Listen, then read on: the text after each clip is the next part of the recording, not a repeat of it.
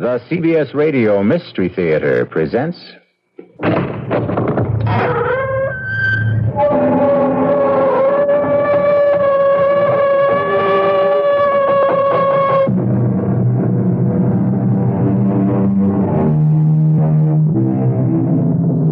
Come in. Welcome. I'm E.G. Marshall. Welcome to the world of terrifying imagination. In 1843, a Dr. James Braid of Manchester developed the art of being able to produce trance sleep. Of course, he was not the first. That honor belonged to Friedrich Anton Mesmer. But Dr. Braid did coin the name of this both beneficial yet potentially disastrous parascience, hypnotism. In the skilled hands of a doctor or a psychiatrist, it can be profoundly beneficial. But in the hands of an amateur or someone unscrupulous, it can be murderously dangerous. That's it, Marge. Just keep your eyes on the coin as it goes back and forth, back and forth. You're getting sleepy, so sleepy. Your eyelids are heavy. You can't hold them up. You've got to sleep, sleep, sleep. She's under, Mark. You're putting me on, Jeff. She's fake. No, she's under, all right. She's a hypnotist's dream. Very suggestible. Look, I'll prove it to you. What's this? Hey, don't hold it there. Just long enough to show she doesn't react. You could have burned her. Oh, come on. You think I'd do anything to hurt your sister? Well, now that you've got her under, what are you going to do? What would you like her to do? Jeff asked me, what would you like her to do? I would have liked her to murder my father. I wondered how Jeff would have reacted if I'd said that out loud. It almost came out anyway, since it's all I think of these days.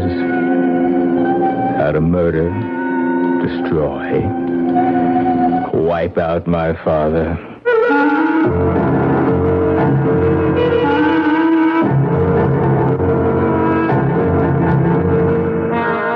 Our mystery drama, Murder with Malice, was written especially for the Mystery Theater by Ian Martin and stars Marcia Rod and Ira Lewis. It is sponsored in part by New Sugar-Free Diet 7-Up and Buick Motor Division. I'll be back shortly with Act One.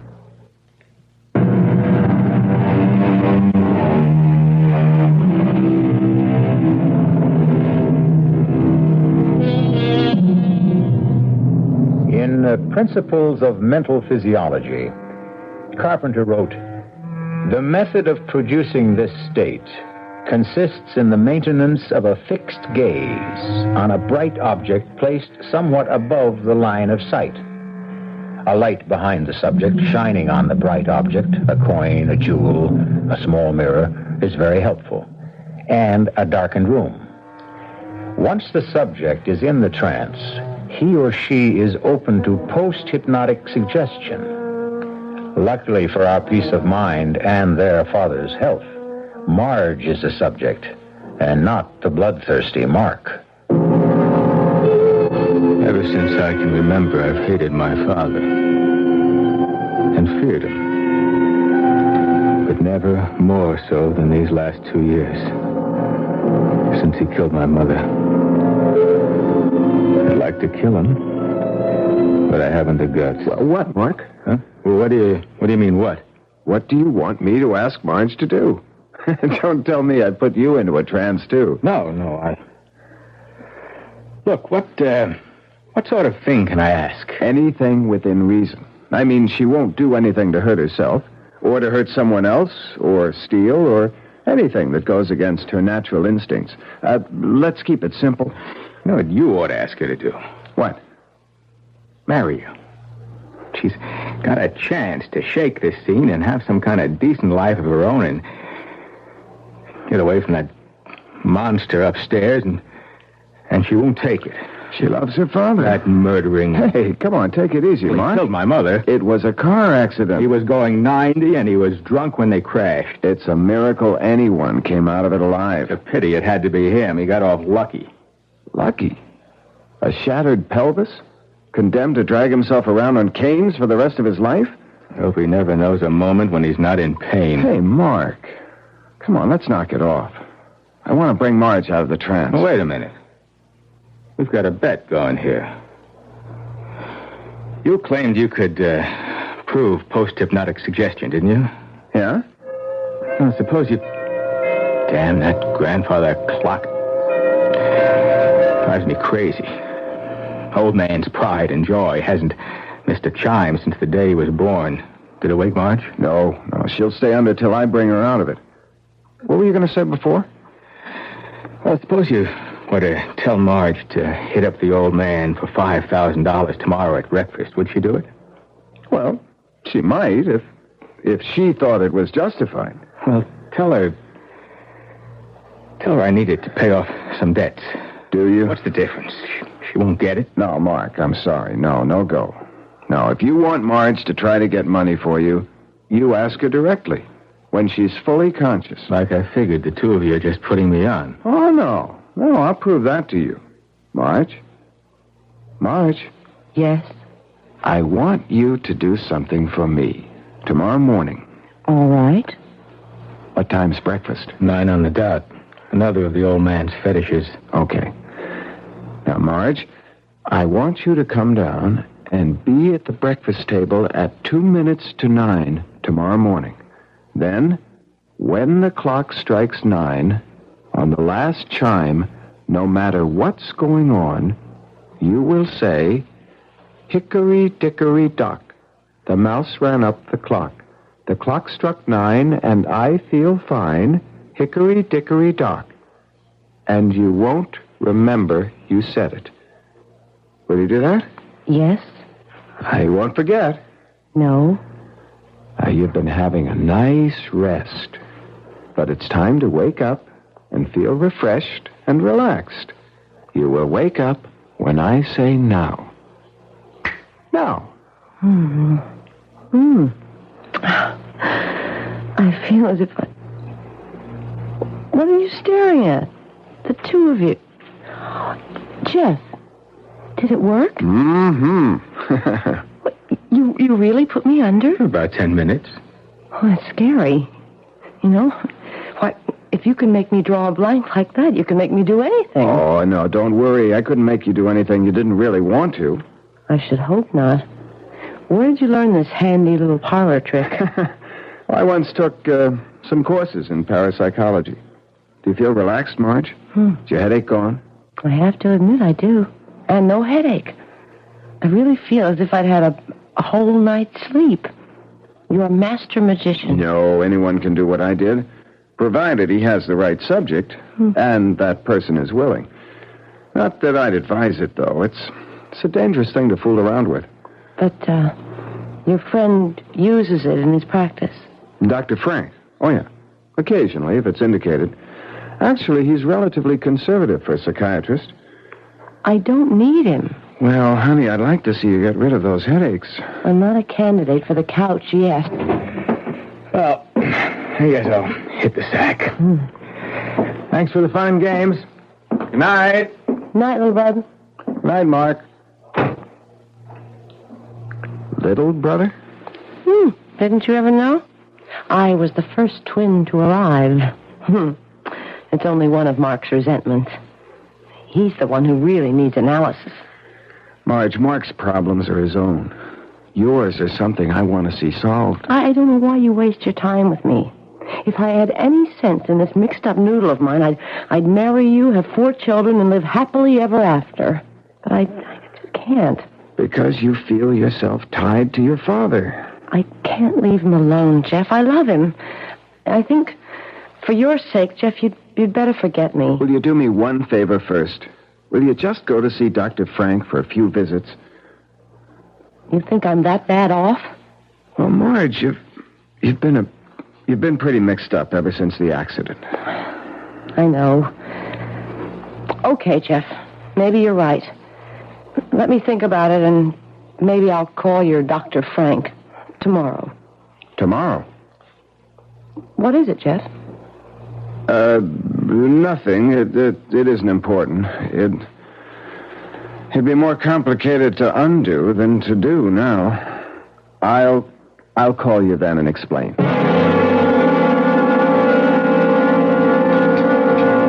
Morning, Mark. Morning, Dad. You're surprisingly early. Yeah, I wanted to ask you something. If it's money, no. Dad, I'm in bad trouble. Well, then dig yourself out. Dad, Mom left me money that will come to me when I'm 30. Why can't I? Very wise of her. Maybe in another 6 years, you'll be able to handle it instead of gambling it away. It wasn't Mom's decision. You talked her into it. I most certainly did. Look, you don't understand. I'm mixed up with some very hard guys. If I don't pay them off... Oh, don't talk nonsense. Stay away from that money. Good morning, Marjorie. Morning, Dad. Mark, am I late? No, dear, it's just 2 minutes to 9. Sit down. Have your orange juice. I'll pour the coffee first. You sound very chipper. Yes, I had a wonderful sleep last night. Relaxed as a kitten. I wish I could say the same. Well, that's what comes of having a guilty conscience. And what about yours? I wanted to shout at him as I pushed my chair from the table violently and went to the sideboard. I was seething with hate at his smug self-righteousness. Guilty conscience. If he only knew how guilty, how much I wanted him dead. Serving breakfast plates for Marge and me gave me time to regain control. Then the clock began to strike 9, and my mood improved. A small revenge, but if Jeff's trick worked, at least I'd see the pompous old ass look foolish for once. What time did Jeff Henderson leave last night? I think I'm old enough not to have to answer questions like that. Well, I think I have the right to ask any questions I want to in my house. Because I want to know if you're thinking again of marrying Jeff. Hickory dickory dock. The mouse ran up the clock. The clock struck 9 and I feel fine. Hickory dickory dock. What? What did you just say, Marjorie? Me? I didn't say anything. I just asked you a perfectly reasonable question, and you replied with a silly nursery rhyme. Nursery rhyme? Dad, I don't know what you're talking about. I didn't... She doesn't know. She said it. Keep out of this, Mark. It was post-hypnotic suggestion. It was what? Marge had one of her bad headaches, and Jeff thought he could cure it by hypnosis. And he did. But what's this about... Hypnosis?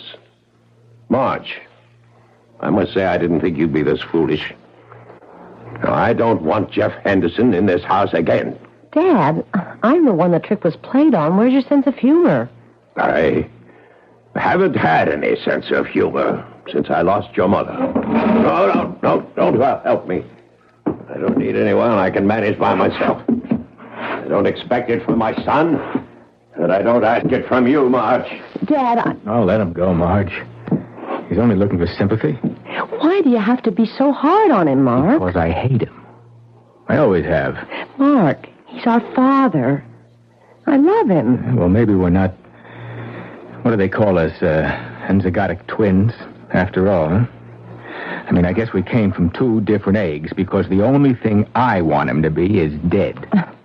I think maybe we both need psychiatrists.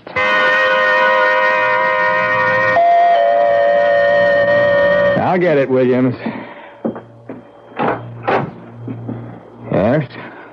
Are you Mark Prentice? Yes. Open up, fella. Let me in. Oh, now you don't want to see artillery, do you? Benny? Yeah. He sent me. What do you want? Oh, boy. Benny must be going soft. He lets you into him for 15 big ones. Now, look. I'm going to pay him. Oh, I know you're going to pay him.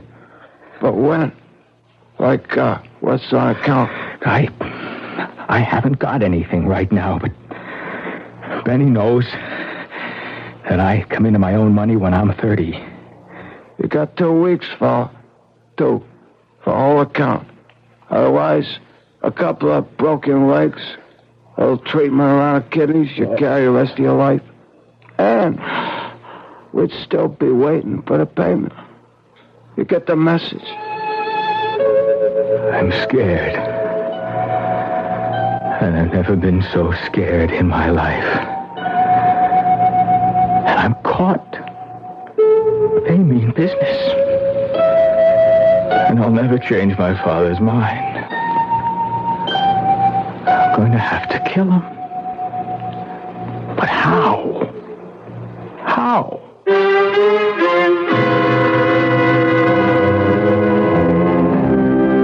Not exactly the all-American family, the Prentices. But then, where murder is contemplated, and where in fact it may be done, you don't expect to find very normal people. Especially where the murder is premeditated. I'll return shortly with Act 2.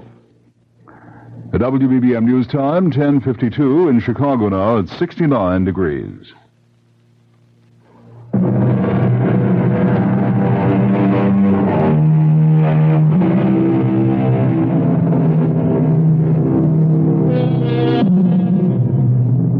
Almost 2 weeks have passed, and Mark has not been able to take any action toward solving his problems. Marge, at least under Jeff's urging, has had several sessions with Dr. Frank. And Harvey Prentice has continued to be himself. Domineering, selfish, callous to any problems but his own. Mark? Yeah, Dad. What is it? Where the devil is Marjorie? I think she's with a psychiatrist. What does she need with a psychiatrist? You'll have to ask her that. Oh, not again. I trust she's not going to be late for dinner this time. Search me. Well, when she comes in, I'm in the study. Oh, by the way, I see you appear to be all in one piece.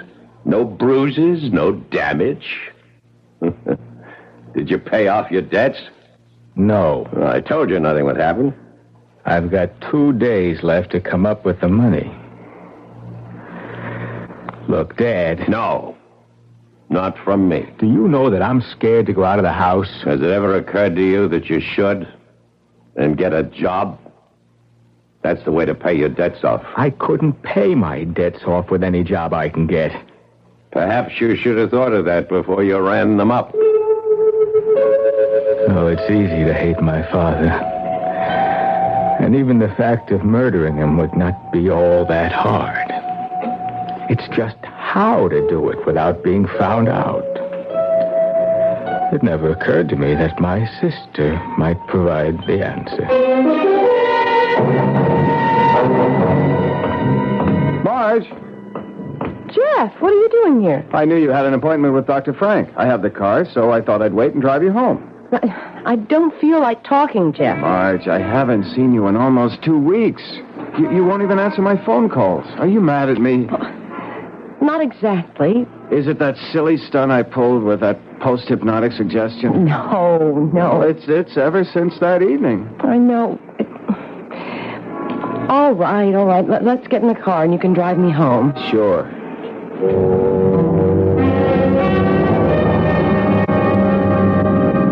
I'm so mixed up, Jeff. I wish you'd never suggested Dr. Frank. Oh, now, wait a minute. He's a good guy. Not for my money, he isn't. I know you meant well, but... But what? Jeff, I'm not good for you. Mark and I are all screwed up somehow. The whole family, we're Jonas. Keep away from us. Marge, nothing you can say. Why won't you listen to me?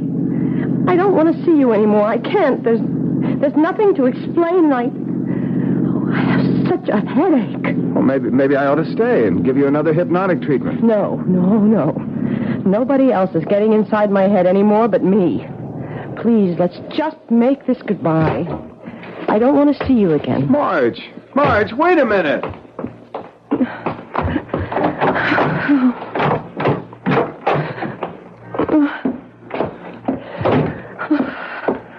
Marge. What goes? It's nothing. Just leave me alone. Okay. Play it your way. Oh, I'm sorry, Mark. I didn't mean to snap. It's just the top of my head's blowing off. I'm not going near that psychiatrist again. Oh, what's the panic? The things he keeps saying. I think he's the crazy one. How come? I'm not going to go through all the double talk about the id and the super ego and the ego, but what he finally got around to saying was that I was jealous of Mother.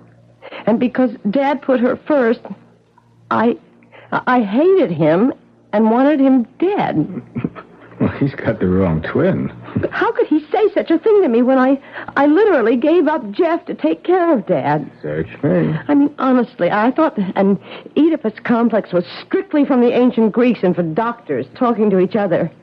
Can you imagine me supposed to hate my father? How could you hate Dad when you dropped everything to take care of him ever since Mom died? See, that's because I'm supposed to have a fixation.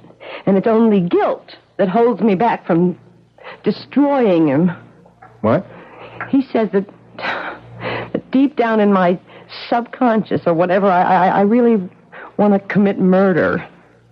You sure you know what you're saying? I know what Dr. Frank said. That I'll never get rid of my headaches till I get rid of my guilt feelings. And to get rid of those, I'll have to kill him. Dad? That's right. Well, there's a quicker way to get rid of headaches than that. How?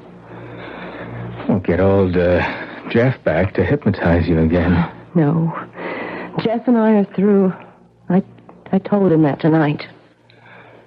Well, if you really want to get rid of a headache, well, I could have a shot at the hypnosis route.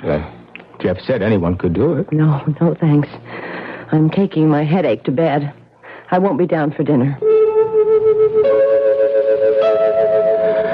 Of course, I didn't have the idea right then. But some instinct was nudging me that somewhere, somehow, there was a way out for me. But before I could follow the thought through, the phone rang.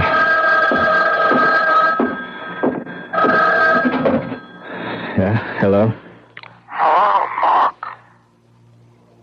Look, I'm working on it. I think I've got a way to... Benny says you got till day after tomorrow. And then you're out of time. Well, maybe I could raise... You better raise it off, though. Because that's when Uncle Benny's calling it in. Or the deep six. Hey, mister.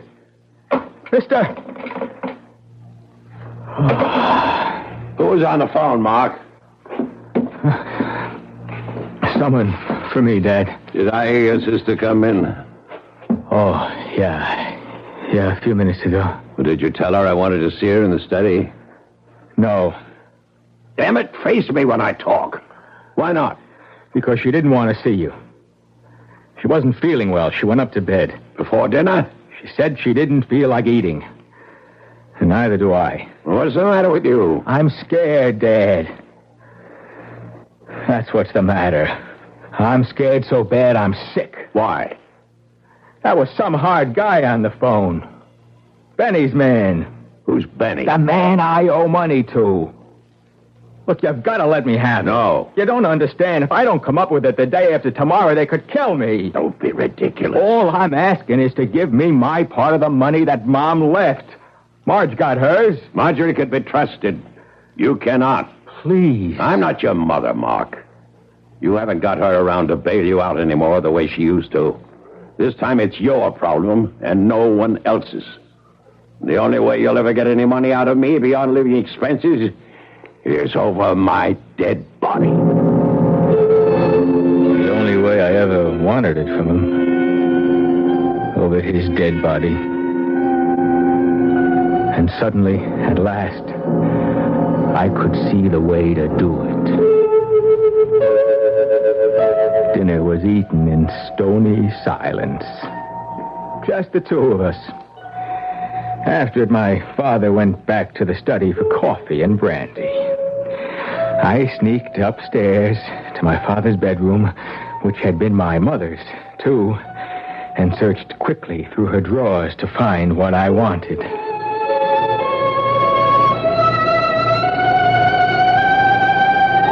The rest was waiting till my father was safely in bed for the night, and then moving quietly along the upstairs corridor to my sister's room.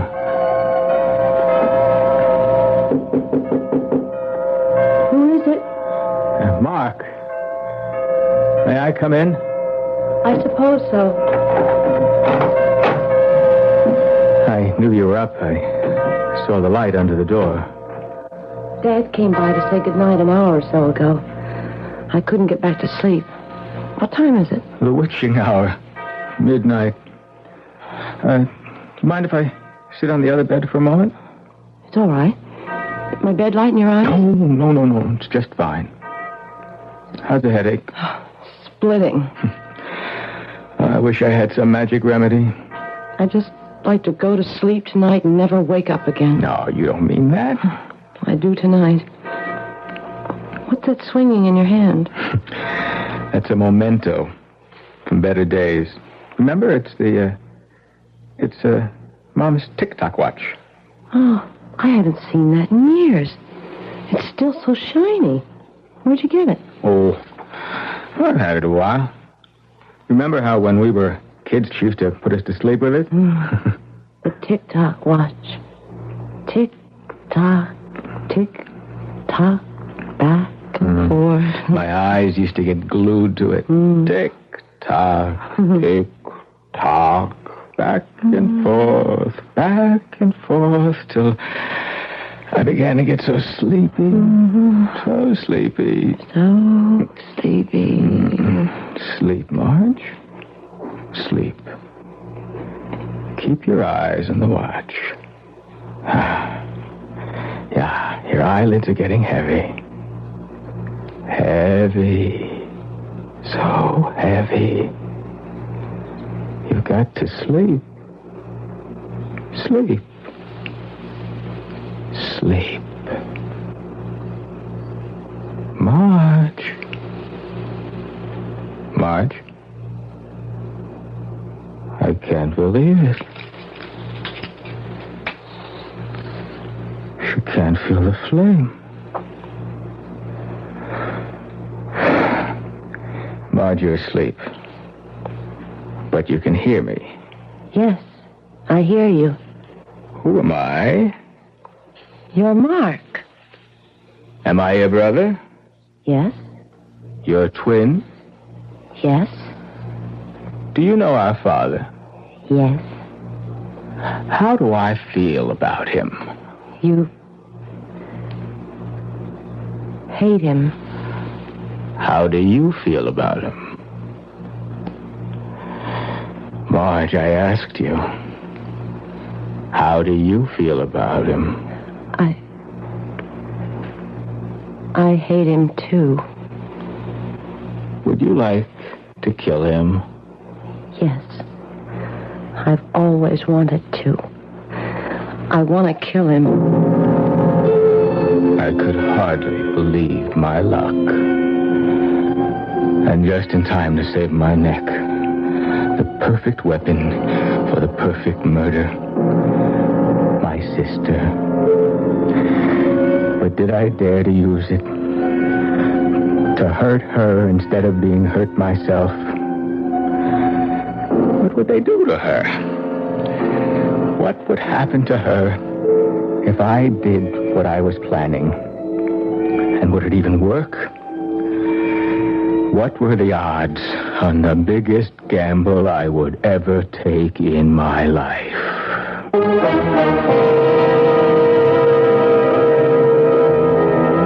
A girl helpless under an hypnotic spell, at the mercy of the agent who wove that spell, her twin brother, himself at the mercy of passions beyond his control, eaten up with hate, tortured by fear, hesitating to make an unconscionable gamble with her life to save his own. I'll return shortly with Act 3.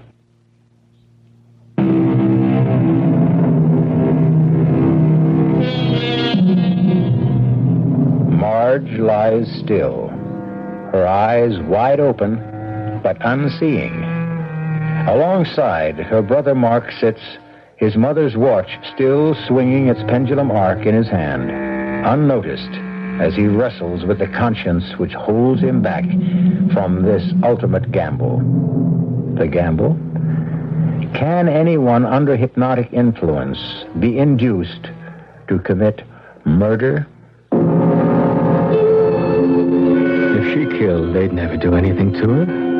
There's a whole history. The encephalitis she had as a kid, the nervous breakdown after Mom died. She's going to a psychiatrist now. Sure, I can get her off. Temporary insanity.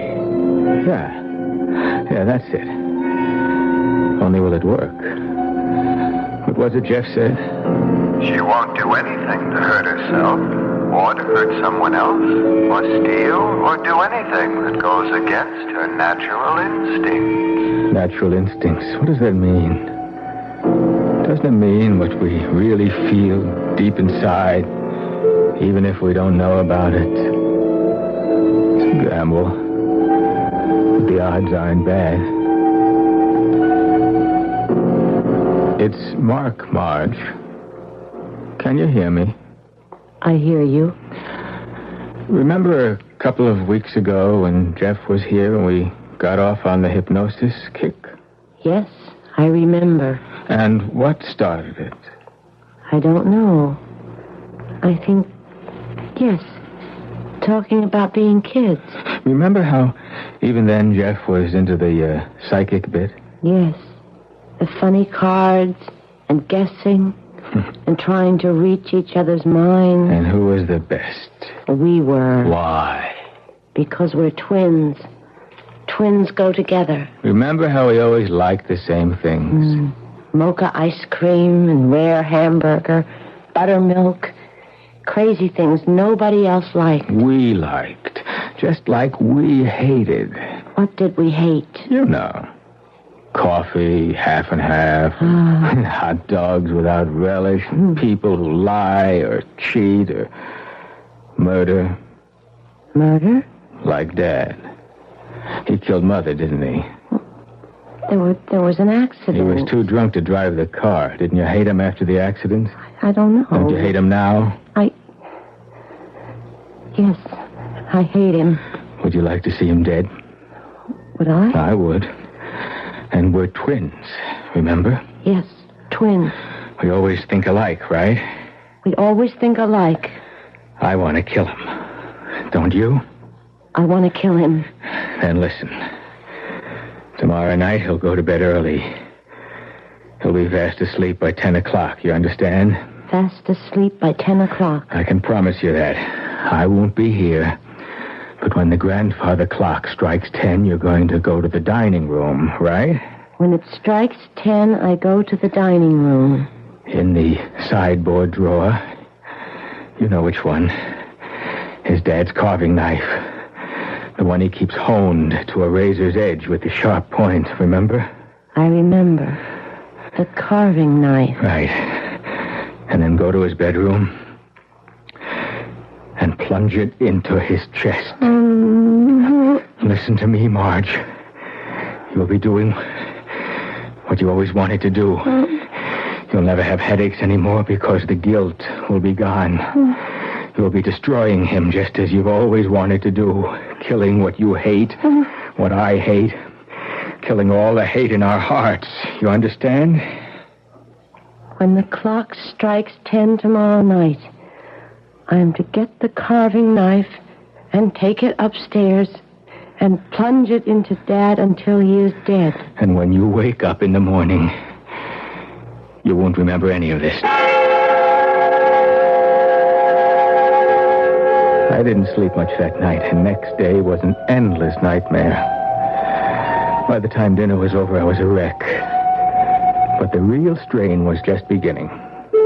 No, it was no sweat to slip the barbiturate in Dad's coffee, and later to help him up to bed half comatose and get him settled snoring for the night. It was after the clock chimed 8:30 that I finally left the house to establish my own alibi. Stopping carefully, I might add, on the way out, to to make sure the clock was wound, although my father was usually infallible in seeing that it never ran down. And then I left the house.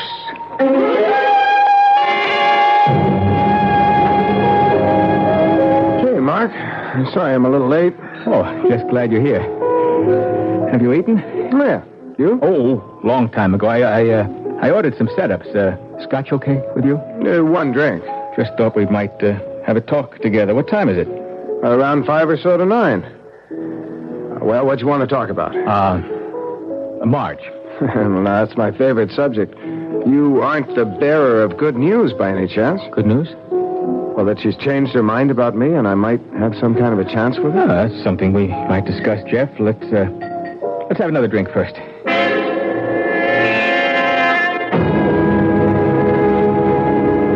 Where was I?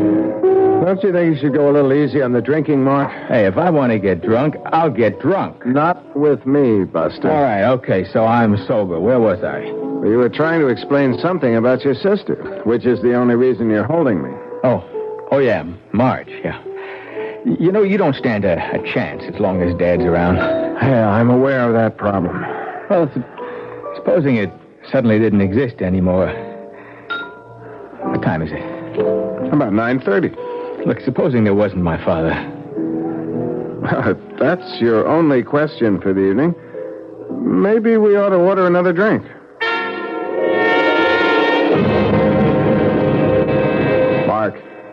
Mark. Huh? Come on. What? Come on, I paid up. Let's get out of here. No, I can't. What time is it? It's after 10 o'clock. How much? It's 10 minutes after 10. That's not long enough.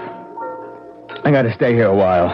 Okay, suit yourself. I'm going home. Hey, we haven't finished talking. As far as I'm concerned, we have. I want to tell you about Marge. Look, whatever you had to tell me about Marge, if you ever had, it's too late for you to make any sense tonight. Either you come with me now and I'll drop you home, or stay. Get as stoned as you want. I've got to stay. Just a little longer. Doesn't matter anymore.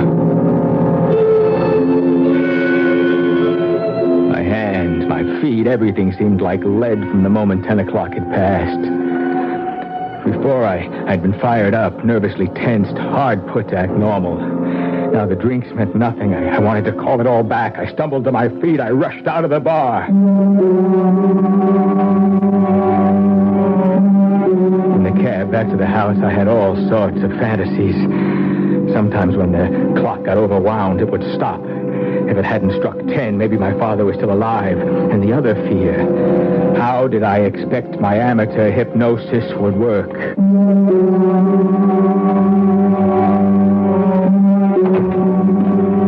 In the house, empty. I was conscious of the echo of its sighs for the first time. Through the hall, up the big staircase, down the hall to my father's room. Everything seemed to echo.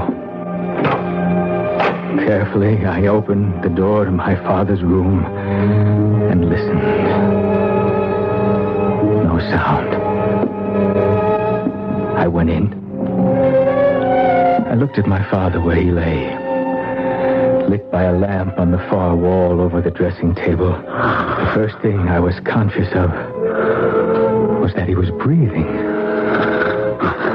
Then I saw the carving knife on the floor. It was instinctive to pick it up. It was bright silver and stainless steel, glittering in the corner lamp. There was no trace of blood. He wasn't dead. And I knew I would have to do this by myself. By myself. There never had been any other way. So I came to the bed, lifting the knife up high to drive it home. And suddenly his eyes were open, looking at me, recognizing what was about to happen. In one convulsive shrug towards me, his eyes glazed over. But in that last moment, he said, "You always wanted me dead. Dead. So, strike. Strike. For all the good will do you.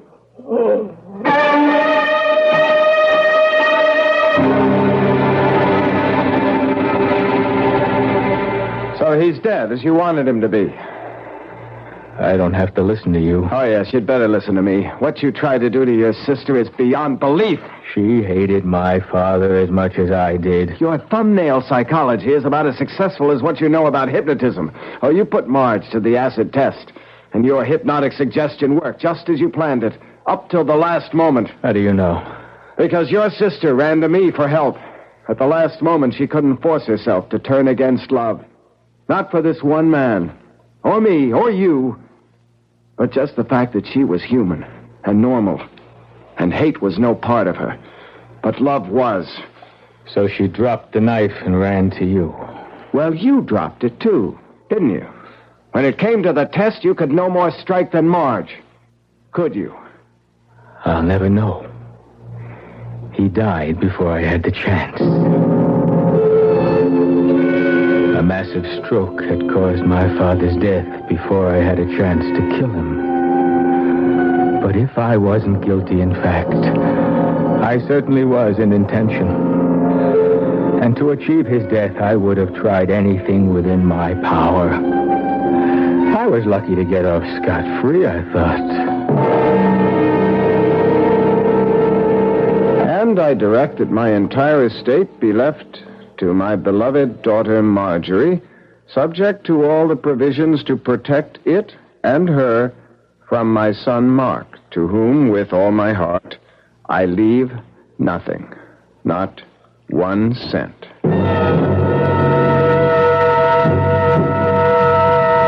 As attorney for the estate, Mark, I'm going to make sure your father gets his wish. Oh, sure, big deal. You figure to marry the heiress. I figure to protect Marge from you as long as I live. If I thought I could wring your neck by myself and get away with it, I'd be happy to do it. Luckily, I don't have to worry. No dough, brother. Not a penny. Go pay your debts.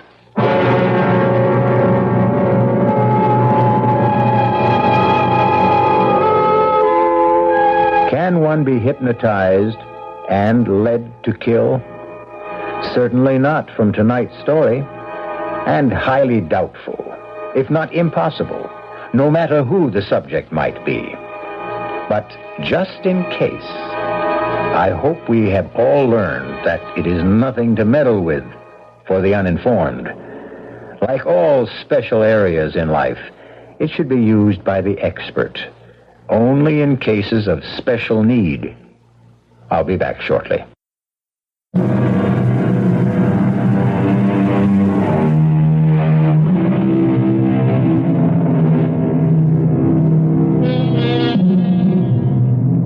It was some time before Marge and Jeff were married, but once they were, the shadows and cobwebs were wiped away. Mark was only a dark memory that would disintegrate in time as thoroughly as his corporal self, trapped in his cement boots in the shifting muck of the river bottom where he lies.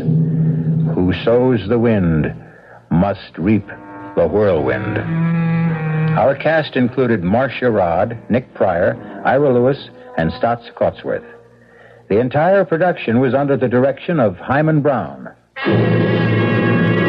Now, a preview of our next tale. Really, Andrea, it seems to me we could have skipped visiting Chris's grave today. When we buried our brother 2 weeks ago, I vowed to visit him every day.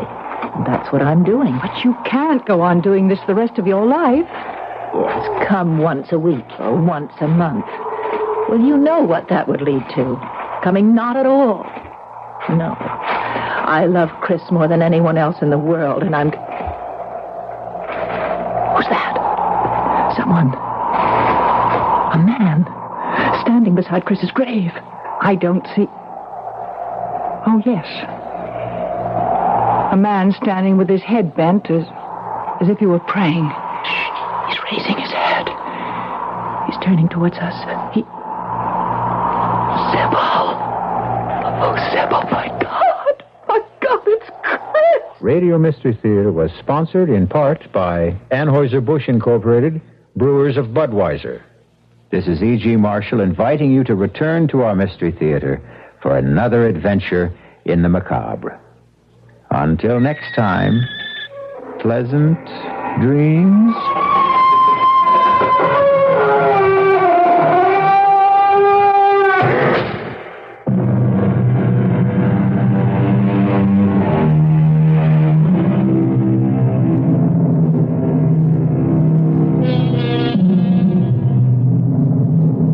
CBS News is next on WBBM Chicago News Radio 78.